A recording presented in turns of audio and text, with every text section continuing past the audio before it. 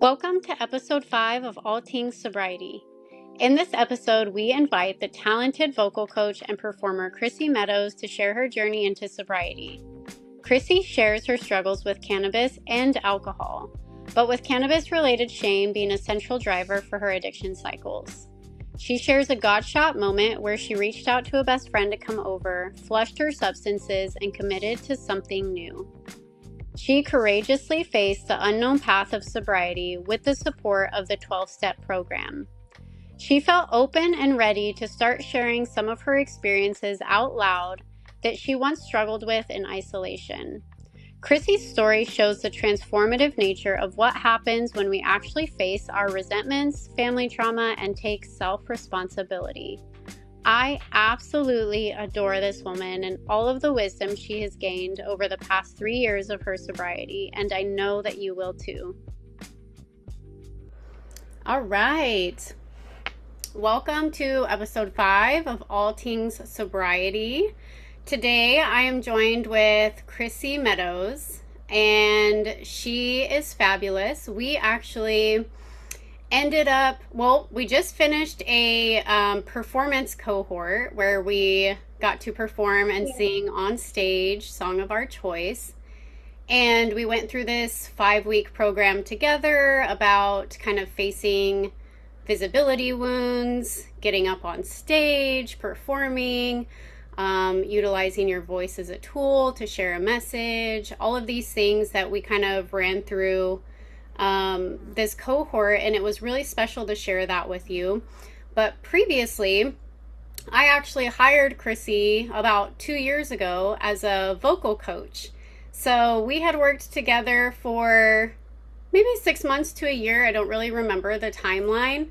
But when I closed that off, I had this feeling that we were going to cross paths again in some other form.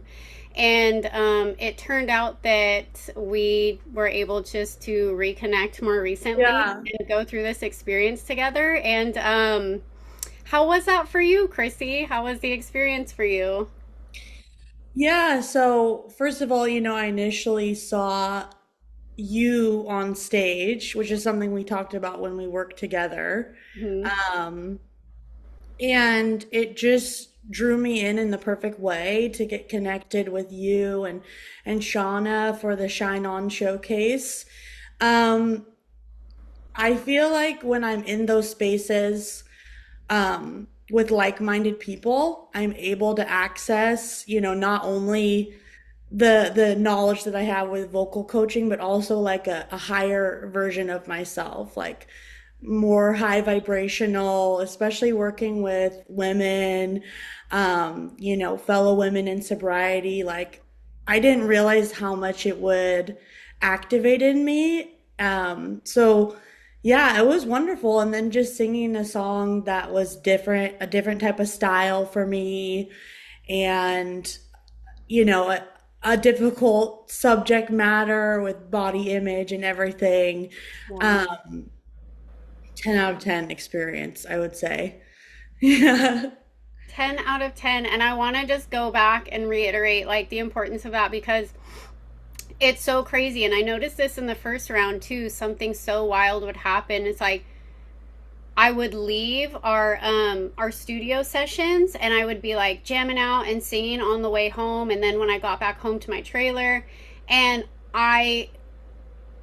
for one, I had more confidence, and I felt like I could sing 10 times better after I was surrounded in the energy of these people, right? So same thing happened this last time. Every time leading up, I'm like, what am I doing? And I would leave, and I would literally be singing from a place that was so soft and not performative. And I talked about this in another podcast. It's when we're going in a direction, say we're talking about sobriety right now, or music, or whatever that is, there's something to be said about surrounding yourself with those like-minded people.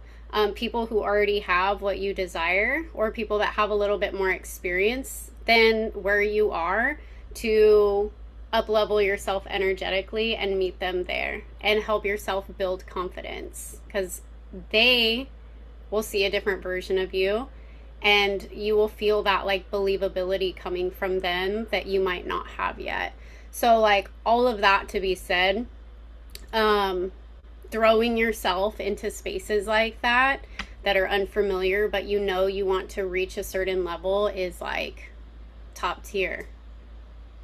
Yeah, and I just want to thank you for like being the, you know, it feels like a transitional point in my life right now where I'm experiencing things as a young woman versus as a young girl, and I don't know quite when that happened, but certainly like challenging myself and being in spaces just like you said is revealing to me the woman that I am. Um, and it can be scary, but also it's so beautiful at the same time. You leave with this like unspoken confidence that you didn't have before, and it might fade, but the more you keep putting yourself in those spaces, like I swear something inside of you grows. And it's just both groups were beautiful in their own way, and so it was really hard. I was catching myself like not comparing the two, right? Like keeping one experience sacred, the other experience sacred. But I want to ask you, because just knowing you and who you are, you have never exuded anything other than confidence to me in singing, in performing, in as a teacher. You show up as a guide, and in your attire, what you wear, like all of the things, like are. I feel like I can tap into when somebody's trying to fake it till they make it, but like I sense a true inner confidence that beams from you, honestly. And I'm curious if that is innate or if that's something you've worked on building. Hmm, that's a really good question. I appreciate that you said that you don't sense the fake it till you make it in me. I think when I was younger, I experienced some bullying, but mainly just a lot of shameful self-talk surrounding my body, my relationship with food. And that's kind of what's coming up for me from you saying that, because it really means a lot to me that that's what you see in me. And I think that, 90% of the time that genuinely is the case, that I do feel beautiful. I do feel confident in what I'm doing. I do feel assured of myself. But there is that 10% of time where, a lot of doubt still creeps in. Being someone who's plus size, how I walk through the world may be different than what someone else experiences. And I've tapped into that a lot lately, after getting sober. Um, we kind of whittle away all of the things that we thought were wrong with ourselves. And then we find that they're, not necessarily wrong, but that were causing us pain. Hmm. We find that there's layers, there's layers under the layers.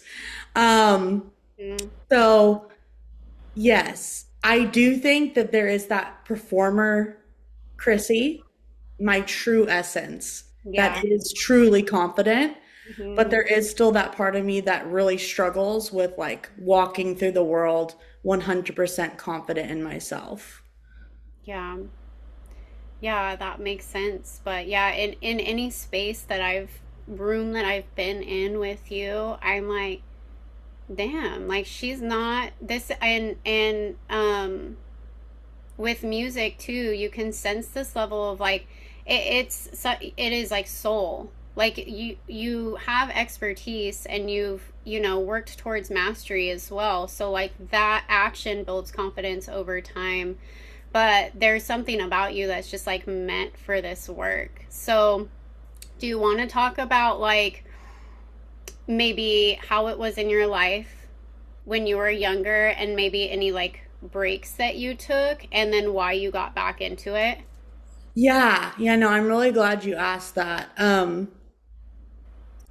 Because I do feel like the confidence in music that you're seeing is a direct correlation with my sobriety.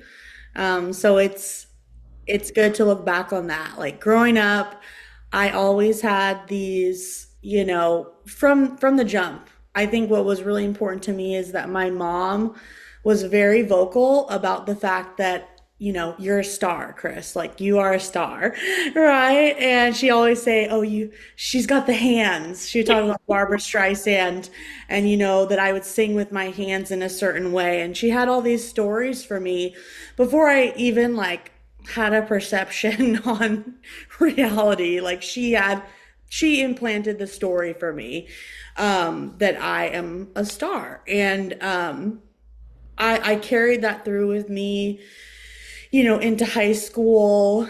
I from age 3, I kept always singing and singing and singing, and I look back on some videos of myself from when I was 8 or 9, and I think about some of the students that I work with, and I'm like, oh my goodness, I have a long way to go still. Um, so it's been some born with, but a lot of work, a lot of just singing over and over again. Yeah. Um, and yeah, I would say like age 17 when I started getting into, I kind of mark my life when I was just hanging out with the drama club kids and then after that, right? And I started hanging out with people that are, probably didn't have my best interest at heart, that were kind of activating some core wounds of mine. There was some stuff going on at home with my parents that was causing me to want to check out. Mhm. And with that, I still went to college for acting, but I was, going to class high, my whole senior year of high school. I remember one time, like, I was going to rehearsal and I had to put some eye drops in, and they weren't the eye drops that make them less red. They were the ones that make your eyes glossy. And Wait, so what? I've never even heard of this. Like a I know they moisturizing were eye. like lubricating eye drops, not So taking it out the just red. highlighted what was our. Yeah. So it was just so funny. It's like I worked my whole high school career to like get the lead in the show. And here I am, like hairspray, Tracy Turnblad, off of edibles, some Xanax, like just totally off my rocker.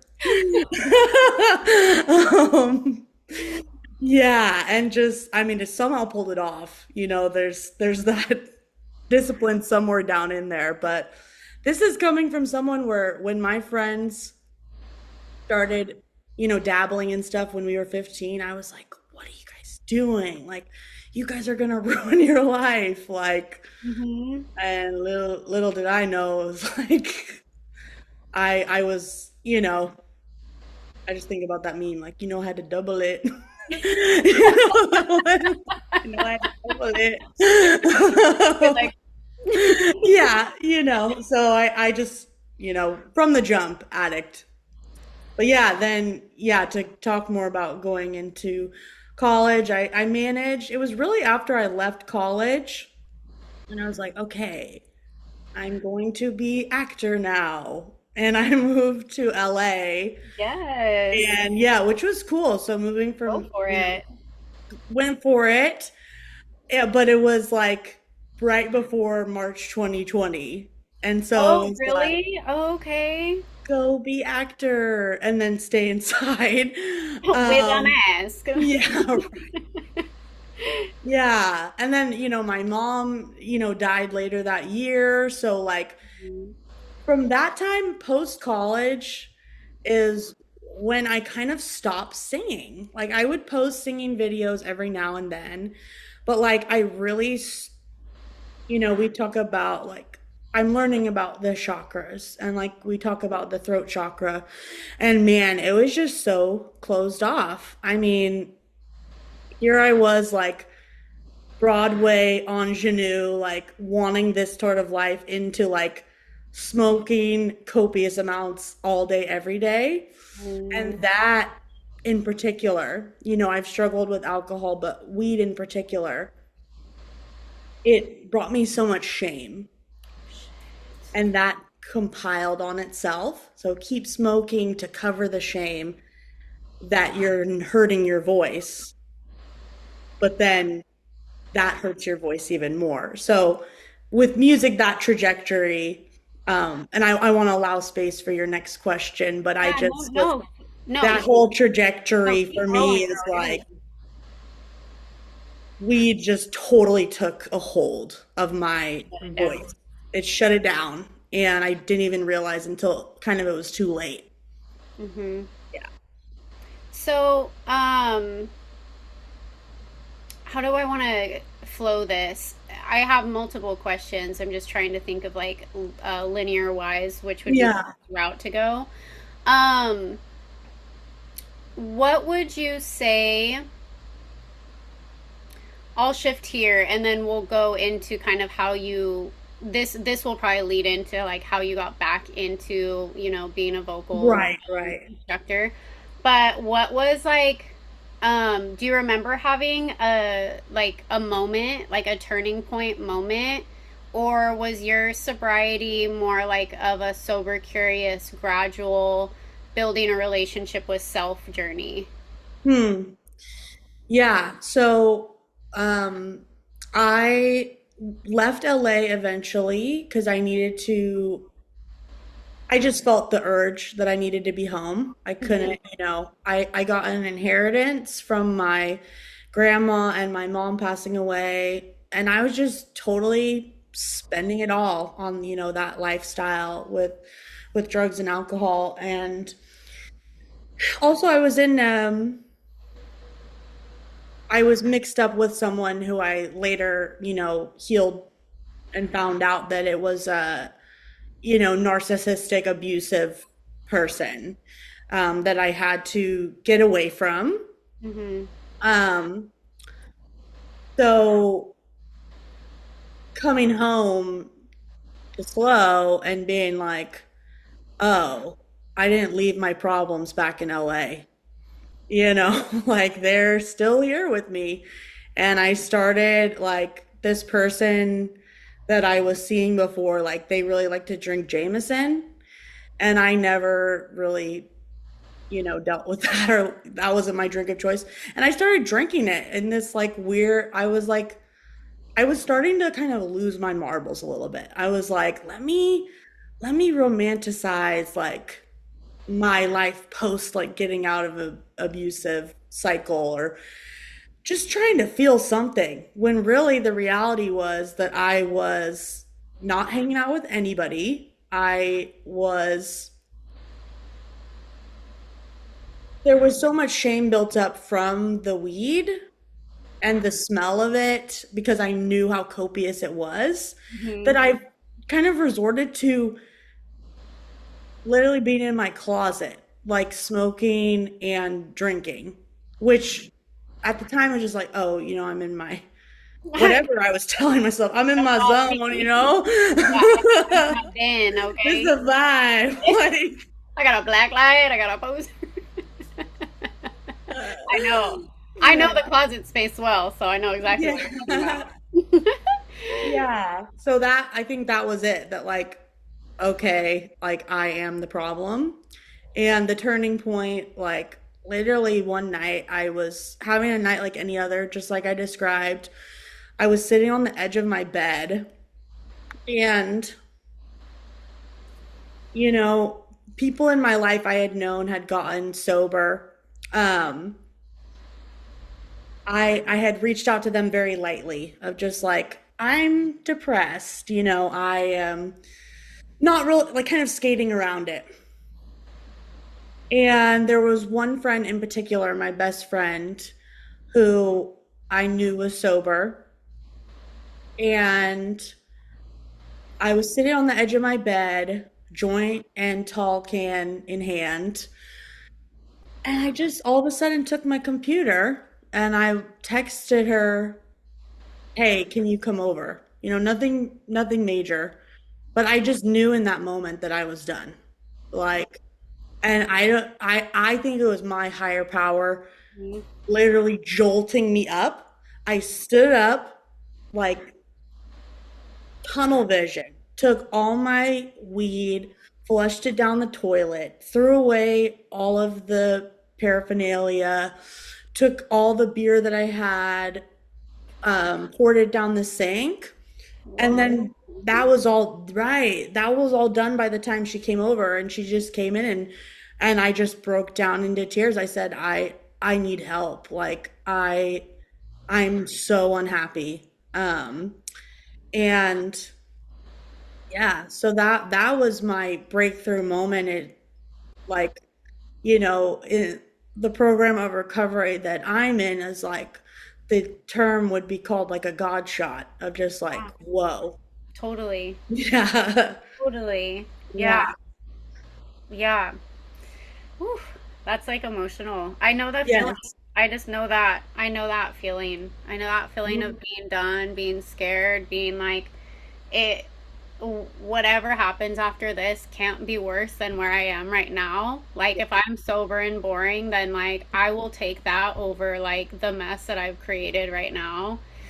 And like having that moment of like something take over.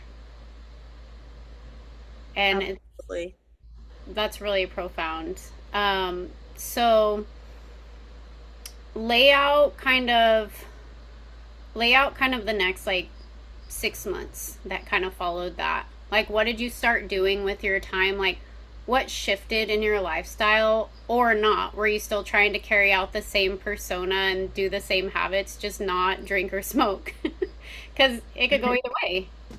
Yeah, that's funny that you say about like the persona is because like I just, in the times that it was working for me, I was very much like, oh, I'm just a stoner, like, and I wore that as a badge of honor. And I knew that I had to let that go, that Mm-hmm. perception of myself. I knew that I had to make a complete change. Mm-hmm.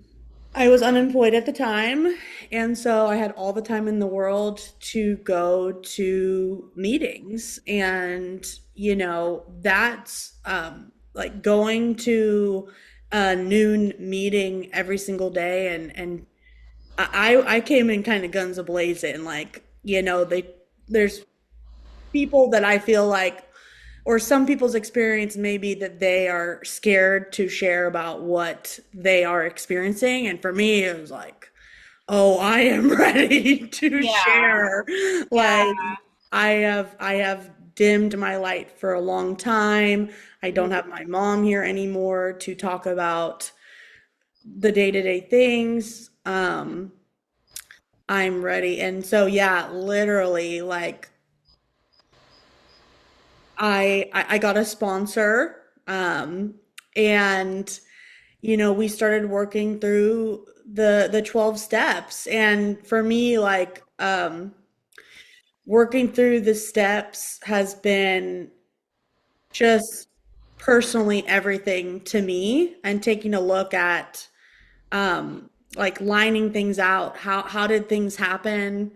Um, and we could get, if you want to Yeah. get into that, we could get all Yeah, into go. how You the can go as steps. deep into that as you want because for people that listen, and there's a lot of shame and stigma um, around these programs and things like that. So the more that people talk about their experience going and how much if they were ready to let go of like their ego and all of the things, and they really allowed themselves to surrender into a program like this and work it and show up, I've heard nothing but great stories. And sometimes people evolve out, and sometimes people go for a decade. So like there's no right or wrong. And as deep as you want to get into like what that program was for you, I will let it flow. Yeah, yeah, no, I totally agree with that. I think, well, what was interesting is, what I said about the weed and the tie to that is I was unsure how I was going to be able to call myself an alcoholic. Because whenever I drank, I realize now that it was alcoholically. But it ended up being what saved me because, we talk about alcoholism and I just honed in on the ism aspect of it. Like the ism is part of me. Um, and it gave me freedom to know, like, people talk about it being a disease. And I think that there's one way you could look at that of like, oh, well, I'm screwed. But then there's another way of thinking about it of like, this isn't my fault, but it's my responsibility now to choose what path I'm going to take in my life. Um, Beautiful. yeah. So for me, like there's, particularly, step one is just admitting that we're powerless over alcohol and drugs. Um, for me, the most important steps that I got into were 4 and 5, which is basically doing an inventory and sharing with your sponsor your resentments, your fears, the harms that you've done to others, your sexual relationships, and woo, oh man, Lot to unpack there, honey. oh yeah, oh yeah. So, um, I think just coming from parents where it was like it's always the other person's fault. It's never my own. I don't have a part in it. Like, we talk about like, what is my part in this? Yeah. That didn't exist in my family growing up. Like, there was no my part. It was just like, like separate ideologies all working in the same house, and me and my sister working double time to bring my parents together. So when I looked at my resentments with my parents, with that relationship that I talked about, at first it's like, uh, this was done to me. How am I supposed to say what my part is? Like, but really, someone said to me early on in sobriety, like, if it's me, I'm free. And that stuck with me so much because if I'm, when it comes to my parents, no, not all of the trauma is my fault. No, we're not going to rewrite the narrative. But the way that I still hold on to it and define it as part of my identity, that is my responsibility. That is my part. Mhm. Um, so the healed relationship that I've had with myself, with my dad, has just, yeah, I think that was the hugest thing with especially those first 6 months is being like, okay, I am the problem. I have a part in every single thing that happens in my life, and that's okay. And it's not the end of the world. Um, and coming from, I spoke about my mom passing away. Mhm. To get specific about that, like she was an alcoholic herself, and she, you know, whatever program you work or whatever works for you and serves you, I think to connect you to something greater than yourself and know you don't have to do this alone. Do that. And she just was not doing that. She was being fueled by the hatred for my dad. They were in a 7-year divorce. Mm. And so that being said, is, I'm a firm believer that my mom died from the disease of you don't get it.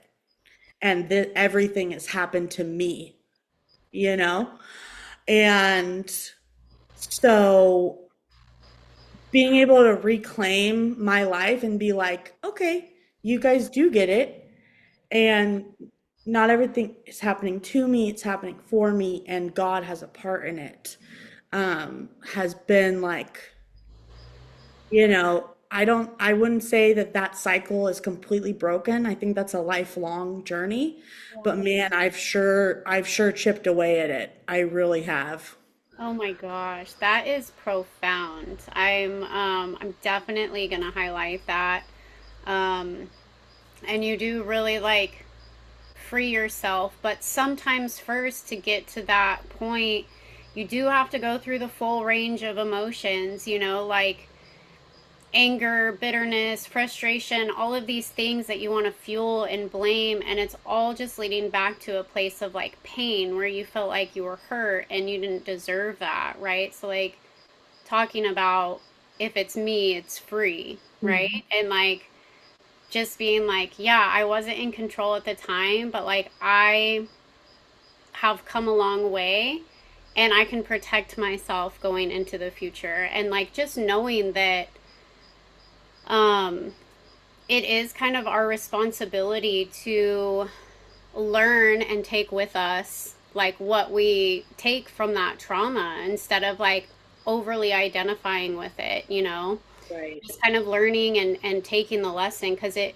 essentially, as harsh as it sounds, it actually does happen for you. There's so much purpose in like the pain that we experience in life, and if you can alchemize it and like have your responsibility to heal, then you realize that and you transmute that energy and it doesn't take over and, just ripple out to everybody in a negative way that you like love and actually care about. That was like beautifully said. I really love that. And it shows that you have done a lot of work. You've unpacked a lot of baggage, and yeah, you've come a really long way. I'm really proud of you. Do you have a sobriety date that you want to share? Yeah. Well, thank you for saying that. That was insanely beautiful. Thank you. My sobriety date is June 8th. So coming up Oh June 8th. man. I know, right? Oh wow. 2023. So I will have 3 years sober this coming Monday. Heck yeah. Yeah. Um, and I just wanted to touch a little bit on what you just said is like, I know I have a really soft spot in my heart for people that are new to sobriety, newcomers. Um, this is such a tough world that we live in. And I think that there's something to be said about I still do it myself where I want my own pain to feel special because I want to feel more special than this, that, and the third. Mhm. Because we're in a world of comparison and like people not feeling like they are important when they are important to this world. So I also, with the work that I have done, I also have given myself space to know that like there are going to be times where I still try and replay my childhood with people, places, and things. Mhm. And there are going to be times when I slip up and, the unhealed Krissie comes out. But like that version of me still deserves love just as much as the highest version of myself too. So I just felt compelled to say that because I think the the the killer of like serenity in sobriety is perfectionism. Um and like feeling like you have to be completely healed all the time. Yeah. That just is not a fair assumption. Um and then I'm sorry, did you ask me a question? No, you were just kind of playing off our last. Yeah.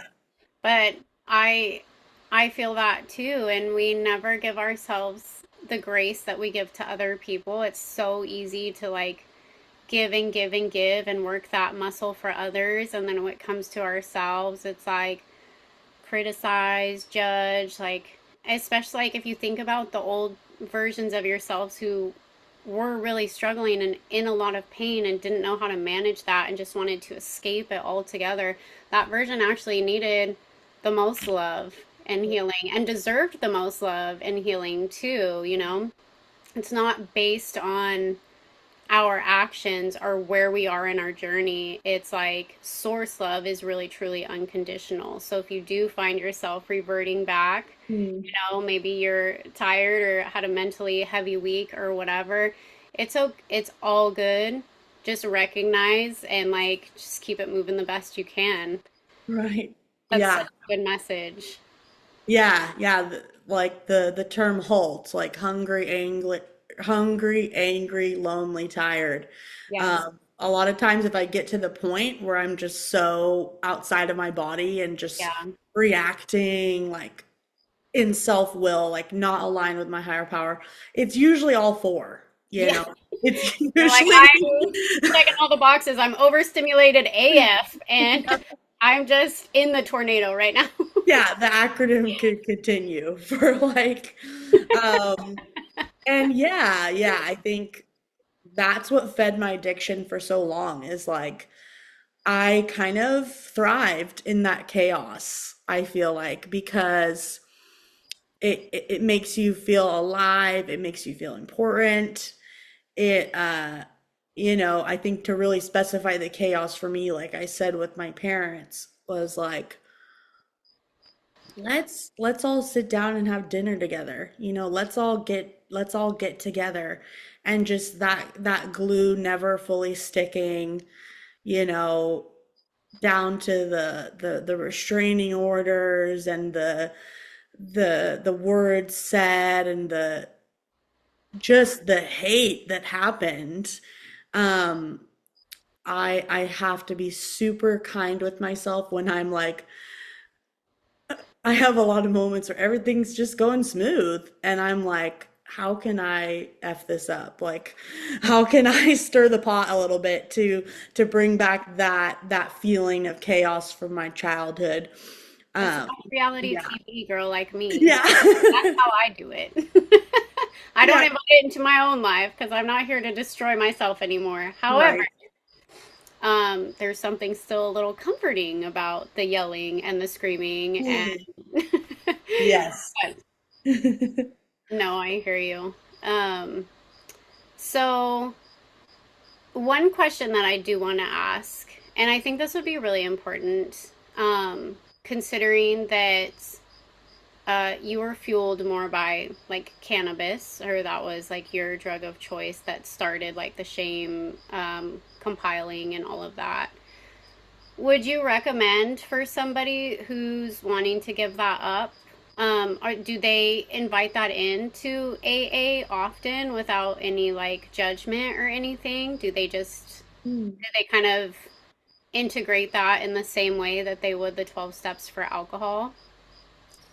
Yeah, yeah. So there is also MA as well. Oh, Um, NA? MA, so Marijuana Oh, really? Anonymous. Okay, I know Um, NA. Yeah. yeah, for people who just want that specifically. Um, and I think for me personally, just AA worked for me. There's a wonderful, recovery going on here in our area. And I would say that maybe AA 50 years ago would not have been as welcoming to, we talk about singleness of purpose, which is just talk about alcohol, right? Hmm. But I have never experienced anything but full open arms and love for exactly what my story is. And honestly, I feel like that freedom has allowed me to connect to other people, specifically young people who are wanting to get fully sober, but are having trouble figuring out what that looks like for them. Hmm. Um, and the term like California sober and all that. Yeah. I think just non-judgmental space is what I have felt completely. Um, and that's not to say that people don't experience that. Because I don't want to say that no one has experienced that, but for me personally, again, going back to the ism of it all, um, when I was able to just focus in on the feelings versus the substance, it all clicked. That's amazing. Yeah, I want people to know that there's like, that pathway and it's not like closed off to somebody that's still Yeah. struggling. and try Absolutely it not. and try any, try anything.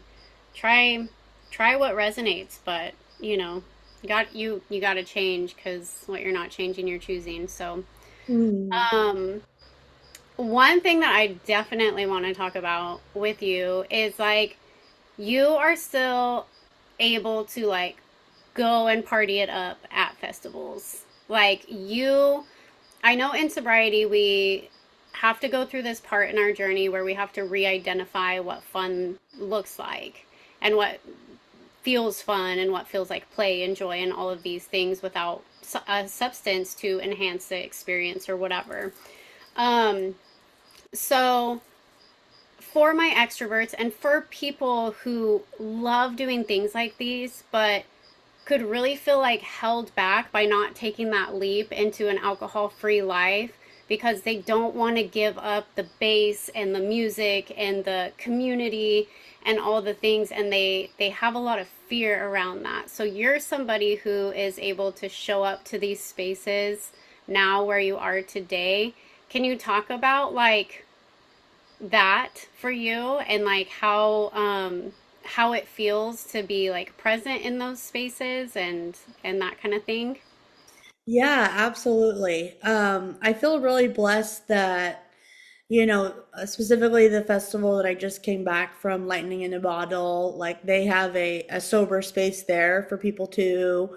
Um, so that would be my number one thing is finding those safe spaces within those communities, within the festivals as well. Number one. Yeah. Um, I was I was lucky, I think the way it timed out. I went to Lightning in a Bottle. Um, it's like the weekend of Memorial Day. And then, as I said, my sobriety date is June 8th. Yeah. So I had, I went to the festival.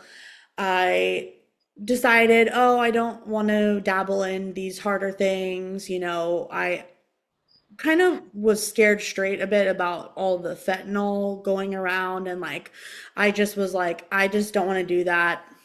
um and I was just done with doing all that stuff. Um, But I drank so much the 2023 right before I got sober.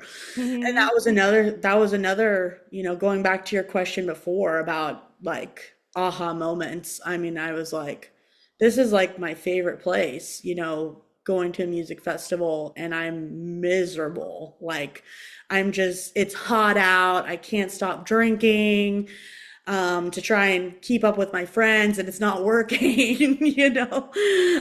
They're on this whole other level, and I'm just like totally Yeah. just not having fun.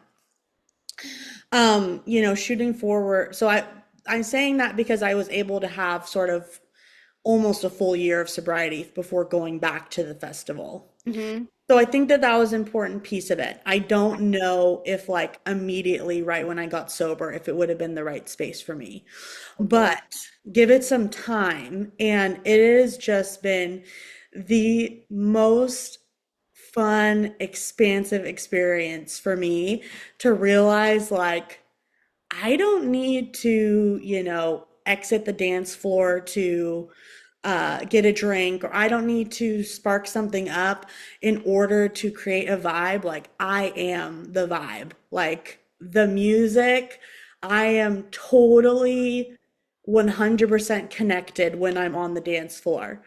And, sure, I have my moments where I need to go sit down and emotionally regulate because there's people around me like, wow, just totally on a different planet. Totally. But for me, I'm able to totally keep my serenity around those people. I think going back to not having judgment. Because the second that I'm standing there looking at someone saying, "Oh my God, like can't believe they're doing that," when I was doing that years past, that's when I'm losing. So when I just look at everybody, no matter what path they're on in life, if it's a path of sobriety, if it's a path where, sometimes you see people and it's like, oh man, they look like they're having a rough night. Um, and that's a beautiful thing too, is having the mind to be able to be supportive to anybody. Not necessarily coming in and saying, "Oh, you need to get sober." Like that would not be my place. Of course. But being of sober mind and body to uh, be around people that maybe are feeling lost in these spaces and knowing like I'm not lost anymore. I have found the party and the party is within me. Yeah. 100%. Yeah, and it's crazy too because it's harmful to judge and I think that this is really important. I think that if you are finding yourself on your sobriety journey and judging others around you who are not, there is a version of you that is still unhealed because you are looking at a direct reflection of you, another version of you. You've been in those shoes. You have been in that space. And if you can't look at that and be like they're on their own journey and have even compassion, like, wow, we're surrounded by all of this beauty. Like, it's disheartening to see how much fun you can have sober and then see people that are just like getting lost in the sauce, because society's kind of lost in the sauce. Yep. And if you can't look at that and have compassion and be like, man, that was me. Like, I know what that feels like. That version of you that went Yep. and you weren't having a good time, like dehydrated, sun, can't enjoy the music because you're probably thinking if you're going to pass out or not, like all Right. those things. I mean, that's what I used to experience at shows when I would just get annihilated. And so it's very easy from a healed place to see somebody experiencing that and go, sweet soul, I see you. Yes. And that's it. And that's it. Don't have to say anything. You just mirror back like I'm also a future version of you. And you have the potential to like meet me here someday if that's what you choose. Because you're capable. And Yeah. so, yeah. You have no idea how you're going to impact people, just by being you and being maybe they don't know if you're sober or not, but they sure as hell know that you're having a good time and they see the light behind your eyes. So that to me, like going beyond any sort of one program, but just the sober life in general.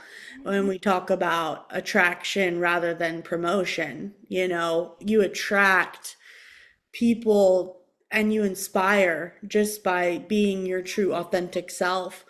And I just thought about, the music aspect of it as we were talking about that before, not only going to the stages to see other people perform, but like there's also been opportunities there that I never even thought of before when I was getting drunk or high.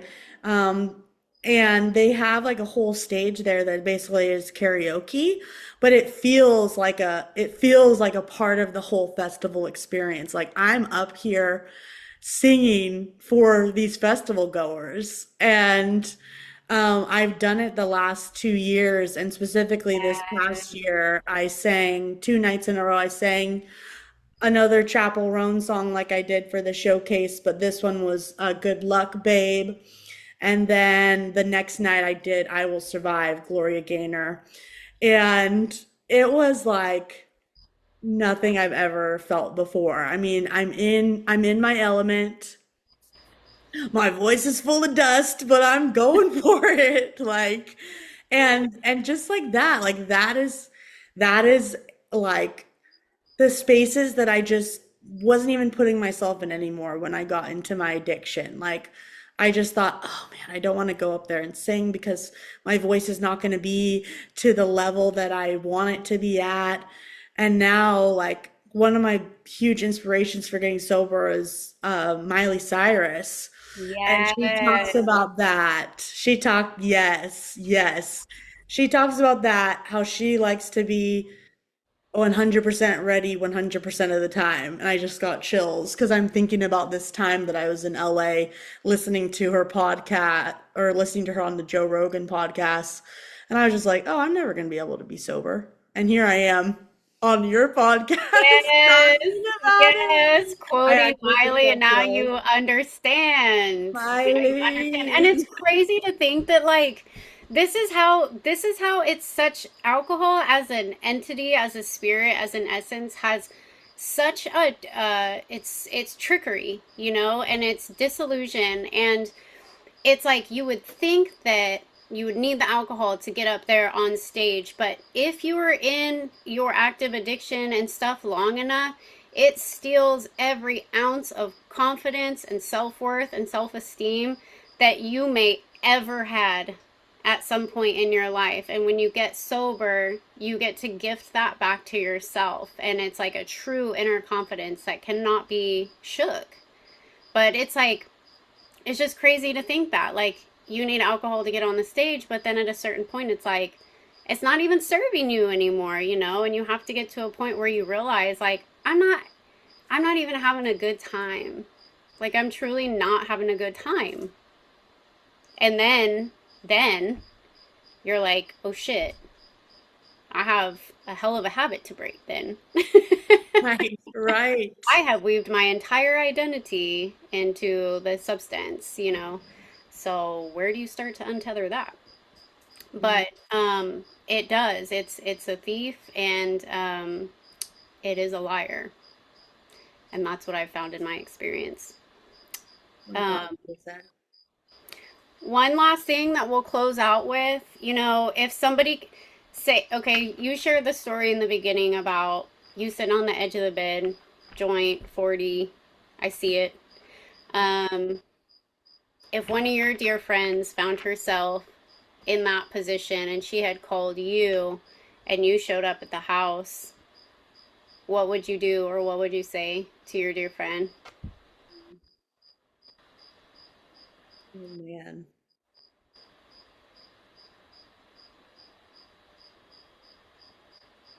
I would say that there is another way. And there is, you don't have to live like this anymore.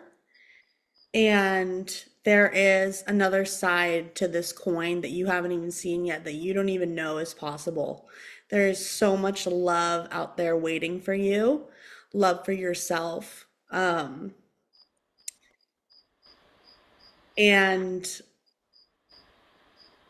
you can do this. Like, I have heard so many people's stories where it's just like, holy shit, like what they have been through. For real. And yeah, and just to know, like, you don't have to keep digging. You don't have to keep digging down to the bottom of the trenches. Like, Yeah. for me, I got part of the way down that hole, and I said I kind of still could see the what was on the outside of that, and I said, I don't think I want to keep digging, and I picked myself out of there.